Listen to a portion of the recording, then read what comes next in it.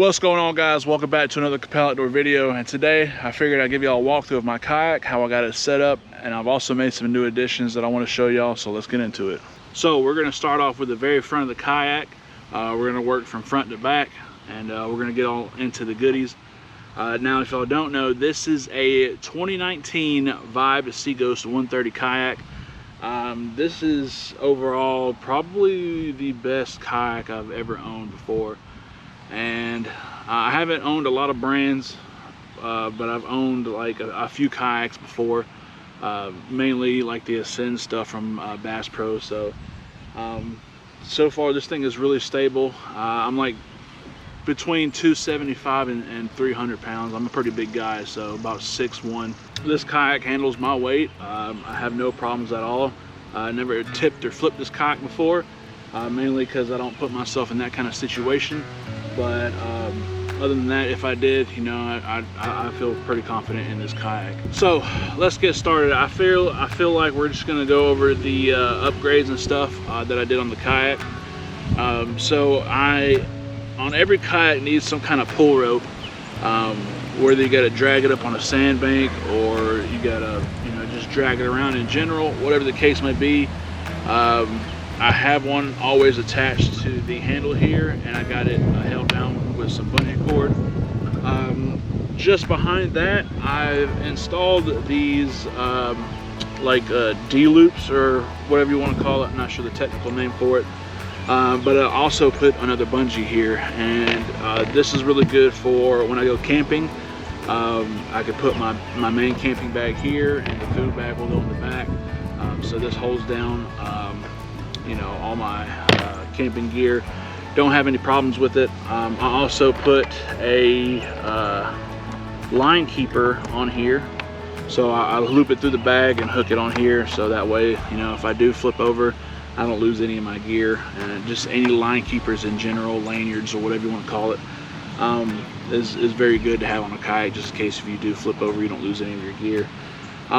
It's got a big dry hatch up here, and in here I just keep some Yak Attack rod holders. So I got one, I actually got 3 of them. So 2 on the sides up here, and then usually if I don't run a fish finder or front camera, I'll put the other one here. We're gonna go on the side here.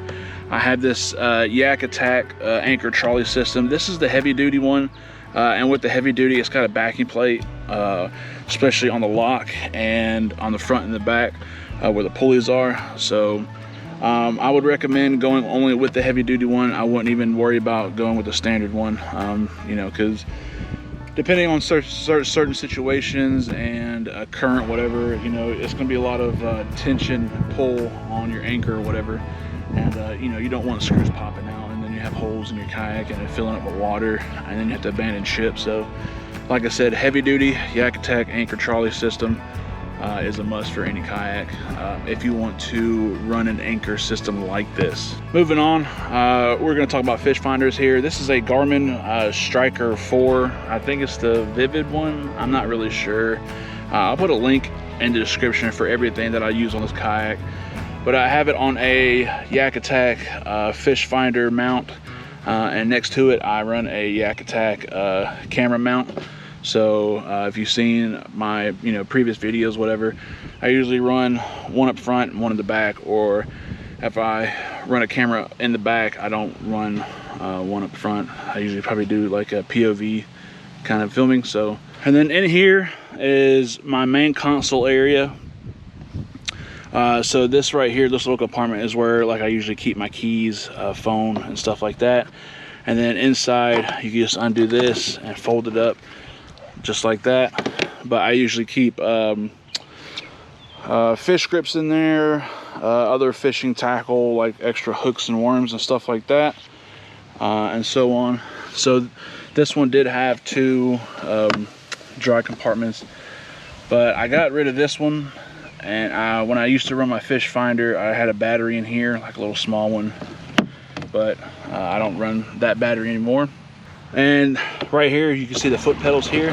They are very loose. That's what I use to steer the trolling motor. Now, as y'all can see on y'all's side, I have my paddle here. This is where I keep my paddle most of the time. mainly because I have my controls for my trolling motor on this side. And recently I've upgraded the bungee here. The bungee was kind of worn out, so I upgraded that, and now the paddle's not going anywhere. Right here on this other loop is I keep probably one of the most two important tools of any kayak fisherman, and that is scissors. So these are bait scissors. I use it to cut bait, cut line, whatever, and as well as some needle nose pliers.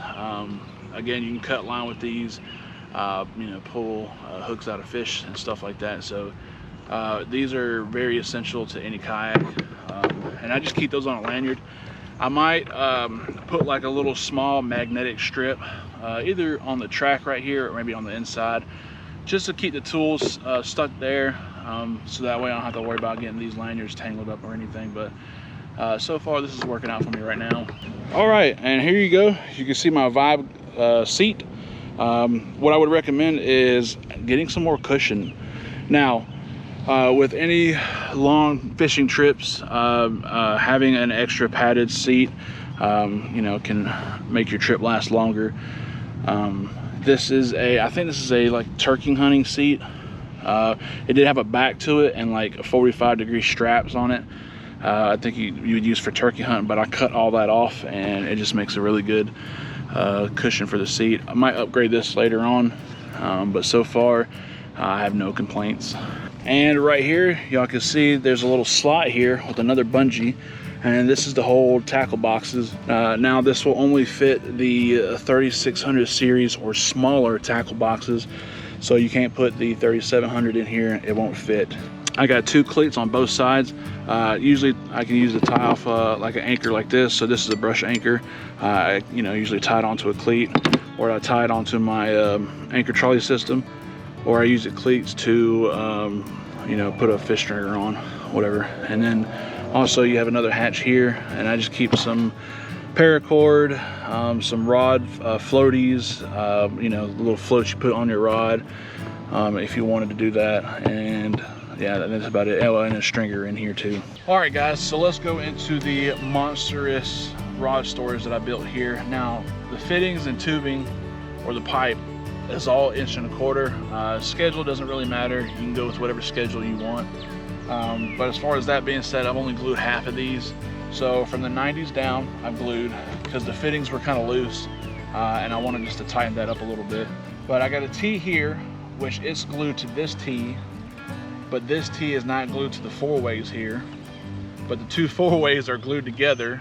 This T is not glued in. These four ways are glued together. This T is not glued into the four ways, but this T to this T is glued in together. And I know that's very strange on how to do it. Again, like I said, if you don't want to go with the glue method, you can go with using the screws or stuff like that. But I wanted to glue this all together, but I didn't. It would be too much of a tedious process, which I could do if I wanted to, but just to try to get all these fittings to line up together. Like these four ways are all lined up together, but the T is not. But this T is lined up with the NT, so it's just very confusing. I mean, if you're a pipe fitter, you kind of know what I'm talking about here. But so this is very simple. Like I said, this is very robust, and yeah, there's a little bounce to it. But if I wanted to clean that up a little bit, then I can just you know, anchor it off to the tracks behind it, and it should be really solid and not go anywhere. But like I said, if I have that problem, then I'll do that.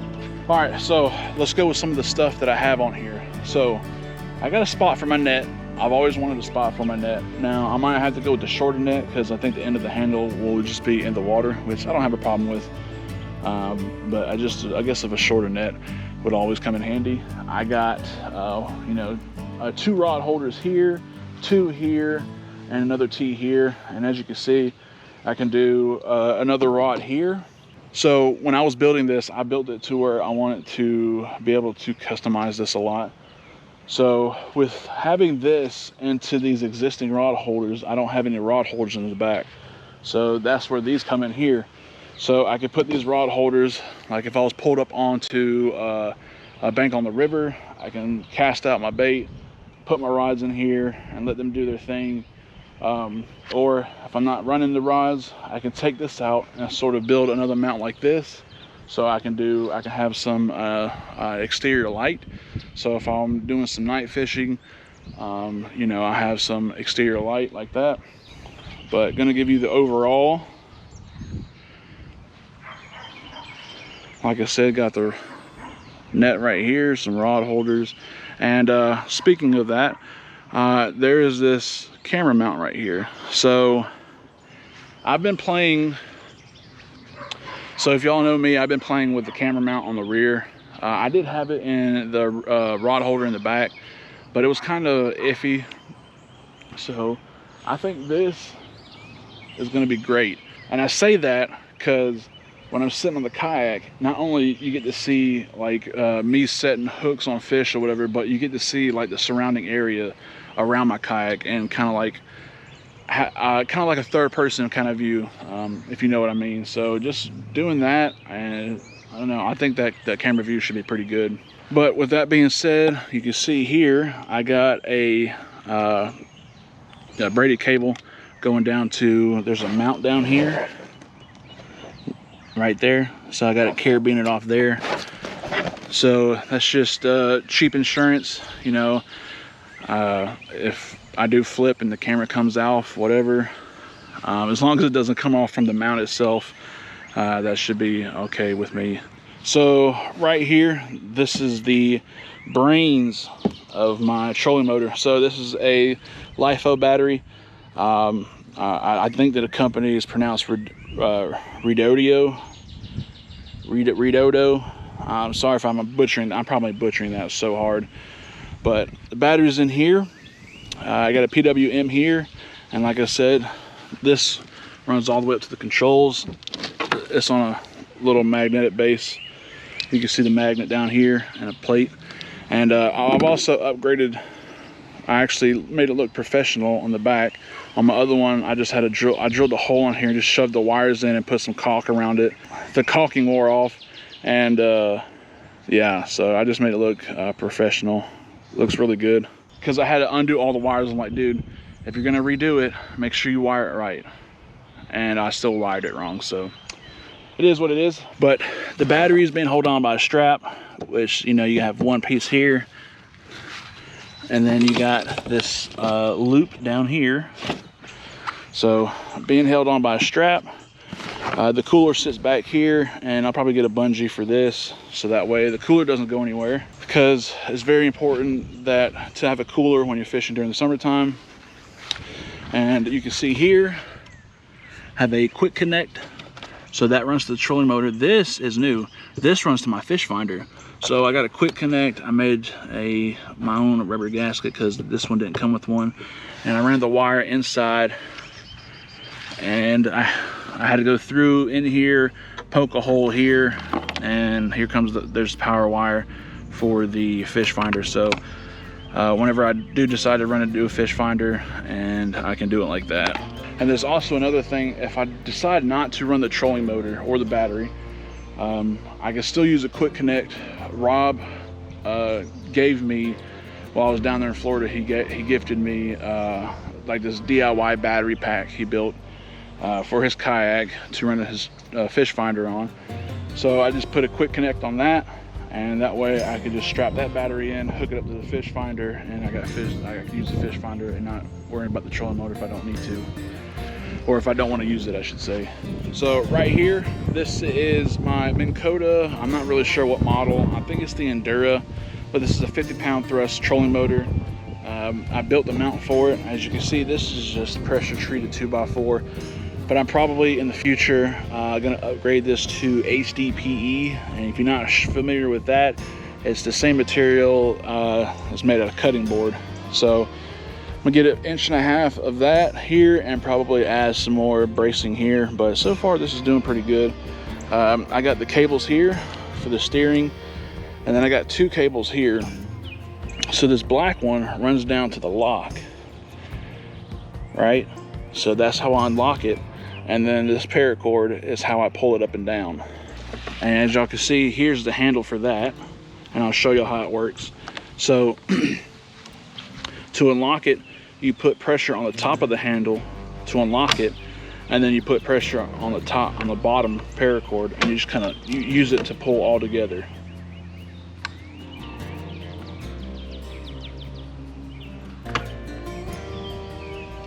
And pretty much just like that, I can lift it, lower it, however I want to. I got a carabiner and a pulley up here, so it just makes it really easy.